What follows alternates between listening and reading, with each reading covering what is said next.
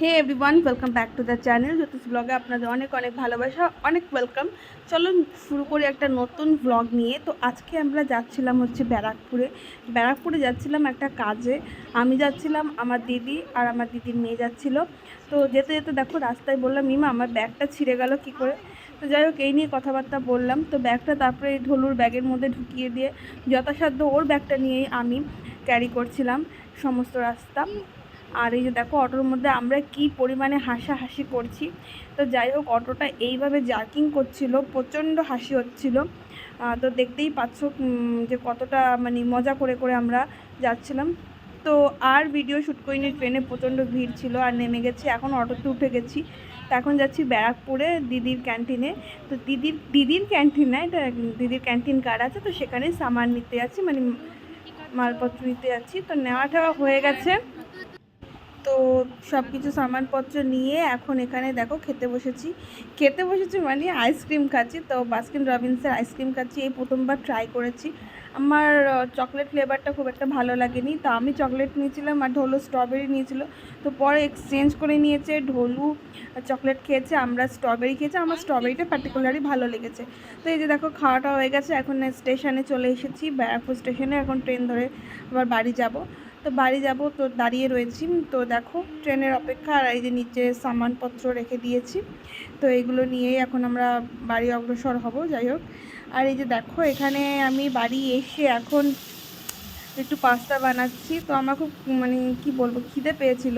তো ভাবলাম একটু পাস্তা বানাই, চলো সবাই মিলে খেতে পারবো। তো দেখো প্রথমে কড়াই গরম হয়ে গেছে, মানে পাস্তাটা আমি সেদ্ধ করে রেখে দিয়েছি। তো এখানে আলু, পেঁয়াজ, কাঁচা লঙ্কা আর একটুখানি নুন, চিনি আর এই যে ম্যাগি মশলা দিয়ে, একটু রসুন দিয়েছিলাম, রসুন কুচি। তো দিয়ে ভালো করে ভেজে ঠেজে এখন ওর মধ্যে সিদ্ধ করা পাস্তাটা দিয়ে দেবো। তার আগে দিয়ে দেবো একটু টমেটো কেচাপ। তোমাদের বাড়িতে যদি টমেটো কেচাপ থাকে তাহলে তোমরা অবশ্যই দেবে। তো ভালোই লাগে, আর অন্যান্য সস দিয়ে বানালেও খুবই টেস্টি হয়। বেসিক্যালি পাস্তা সসি হলে বেশি টেস্ট লাগে। আর যেহেতু ঘরোয়াভাবে রান্না করছি, আলু পেঁয়াজ তো দিতেই হয়, আলু পেঁয়াজ দিলে আমার সবচেয়ে মাস্ট লাগে। তো দেখো এটা ভালো করে ভাজা হয়ে গেছে, এখন এর মধ্যে সেদ্ধ করা পাস্তাটা আমি দিয়ে দেবো।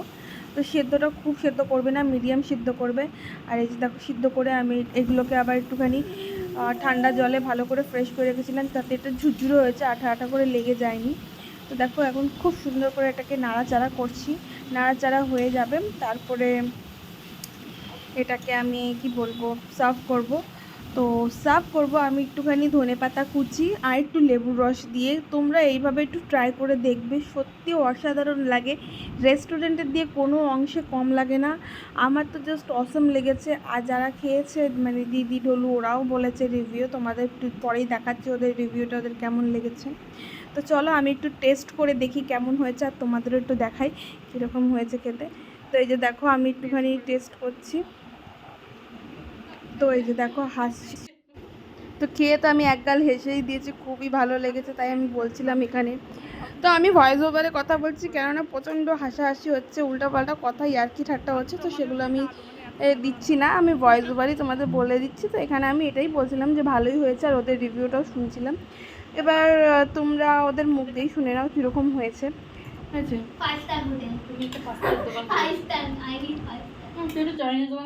কালকে রাত্রে তো দেখতেই পেলে, কালকে গিয়েছিলাম ব্যারাকপুরে, আর ব্যারাকপুর দিয়ে এসে একটু পাস্তা বানিয়ে খেলাম।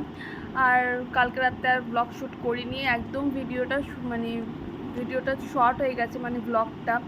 তো আর কিছু শ্যুট করছি না। আর সত্যি কথা বলতে কি, কী বলছি, এত পরিমাণে গরম পড়েছে না, মানে কিছু ভাল লাগছে না। তারপরে বাচ্চা কাচ্চা নিয়ে একেবারে নাজেহাল হয়ে যাচ্ছি, সাত্বিক কথা বলছি, যাই হোক সাইডে। তো বাচ্চার জ্বর লেগে রয়েছে, বমি পায়খানা সব কিছু নিয়ে একেবারে নাজেহাল হয়ে যাচ্ছে। তাও এখন কমেছে, এখন সুস্থ আছে। এই কয়েকদিন মানে খুবই ভোগান্তিতে ভুগতে হয়েছে। আর এর জন্য আমার ইচ্ছাও করছে না যে আমি আরও একটুখানি এক্সট্রা ব্লগ তোমাদের শ্যুট করে দেই।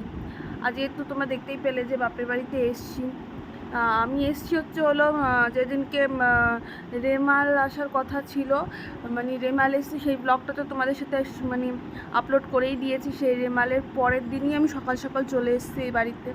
ভেবেছিলাম চলে যাব আবার ষষ্ঠীতে আসবো, কিন্তু আর যাওয়াও হয়নি, কারণ সাত্বিকে মাঝখানে জ্বর শুরু হয়ে গেল, আর গেলাম না, তো এখানেই থেকে গেলাম।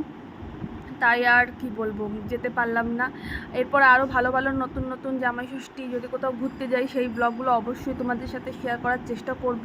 তোমরা আমার চ্যানেলটাকে দেখতে থাকবে, আর লাইক শেয়ার কমেন্ট করতে একদম ভুলবে না। সাবস্ক্রাইব অবশ্যই করবে, আর পাশে থাকা বেল আইকনটি ক্লিক করে দেবে, যাতে আমার নতুন নতুন ভিডিও নোটিফিকেশন তোমরা খুব তাড়াতাড়ি পেয়ে যাও। আর যদি আমাকে ভালো লেগে থাকে তাহলে অবশ্যই আমার চ্যানেলটাকে সাবস্ক্রাইব করবে। আর কিছু বলার নেই, সবাই ভালো থাকবে, সুস্থ থাকবে। আজকের মতন চলো, টাটা, বাই বাই।